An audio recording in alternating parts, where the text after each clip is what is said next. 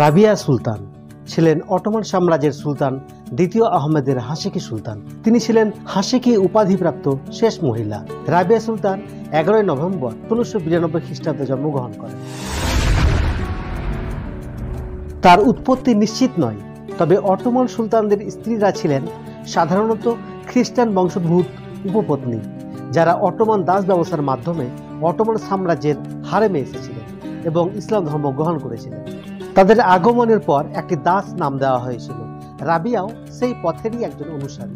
1691 সালে সুলতান আহমেদের সিংহাসনে আরোহণের আগে তার মা মুয়াজ্জেজ সুলতান 1687 সালে মারা যান। তাই রাবিয়া আহমেদের প্রিয় হয়ে উঠলে তিনি রাজপরিবারের সর্বোচ্চ পদমর্যাদার মহিলা সদস্যের পদ গ্রহণ করেন। 1692 সালের 6 অক্টোবর তিনি এডিরনে প্রাসাদে শাহজাদে ইব্রাহিম এবং শাহজাদে সেলিম নামে যমজ পুত্রের জন্ম দেন। তাদের জন্মের পর আহমেদ তাকে কুজগুনকুকে অবস্থিত কারা ইব্রাহিম পাশার প্রাসাদ উপহার দেন। শাহজাদে সেলিম 1693 সালের মে মাসে মারা যান। 1692 সালের 11 নভেম্বর রাবিয়াকে হাসেকি সুলতান উপাধি দেওয়া হয়। রাবিয়া ছিলেন ইতিহাসের শেষ মহিলা যিনি এই উপাধি পেয়েছিলেন।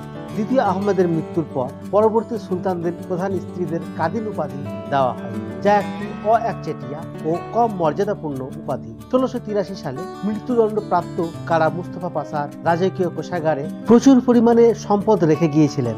1692 সালের ডিসেম্বর মাসে এই সম্পদ থেকে প্রাপ্ত হীরার ব্যাংক রাবিয়ার পশমের কোটে জমা হয়েছিল। তিনি একই সম্পদ থেকে একটি হীরার মুকুটও পেয়েছিলেন। 1694 সালে জানুয়ারিতে রাবিয়া চতুর্থ মেহমেদের কন্যা উম্মু গুল্লুস সুলতান এবং তিলাহদার সেরকেস ওসমান পাশার বিয়েতে যোগ দেন। 1694 সালের 23 অক্টোবর তিনি তার তৃতীয় সন্তান এবং একমাত্র কন্যা আসিয়া সুলতানের জন্ম দেন। 1695 সালের ফেব্রুয়ারিতে আহমেদের মৃত্যুর পর রাবিয়া বিধবা হন। 7 মার্চ তার ছেলে শাহজাদে ইব্রাহিমকে ভালিদে সুলতান গুল্লুসের তত্ত্বাবধানে রাখা হয়, যেখানে তাকে এবং তার মেয়ে আসিয়াকে ইস্তাম্বুলের পুরাতন প্রাসাদে পাঠানো হয়, যেখানে আসিয়ে 1695 সালের ডিসেম্বর মাসে মারা যান। রাবিয়া সুলতান 1712 সালের জানুয়ারি মাসে মারা যান।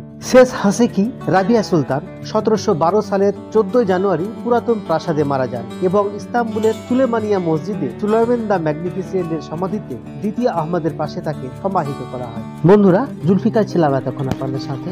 অটোমান রানী রাবিয়া সুলতানের ইতিহাস আপনাদের কেমন লাগলো একটু কমেন্ট বক্সে জানাবেন। ধন্যবাদ।